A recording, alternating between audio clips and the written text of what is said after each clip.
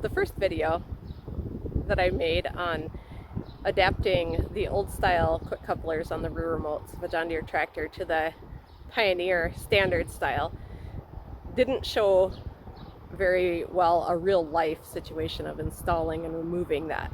So in this video what I'm showing is installing the quick coupler adapter as well as removing it. So normally this would be attached to a hose when you installed it, but you always want to have the oil turned off, and then you press it straight in, and then you can turn the oil on. Now to take it out, again, this would normally be attached to a hose. You're going to turn the oil off, and then you're going to pull.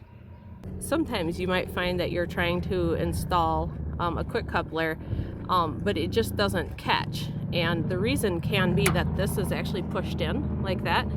In that case, you have to actually pull the collar all the way back, because otherwise the quick coupler won't connect.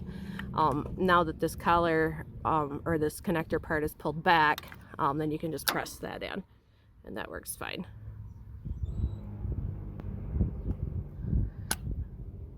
Now this time when I removed the adapter, it did pull that back correctly, and so now I'm just going to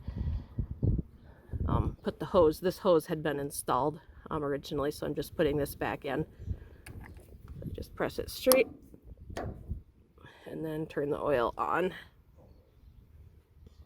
One thing that's interesting too is, this is just a side note, but in case one of the safety features actually is sometimes like a hose might get caught on something as you're driving, and so even with the oil, if the oil is turned on and the hose gets caught and it pops out, the oil will just, the switch will automatically turn so that the oil is turned off, and so that the hose isn't stuck in there, and you don't have oil spraying anywhere in case if the hose gets caught by something. So that's kind of interesting. But again, for now I'm just installing the hose again and then turning the oil on.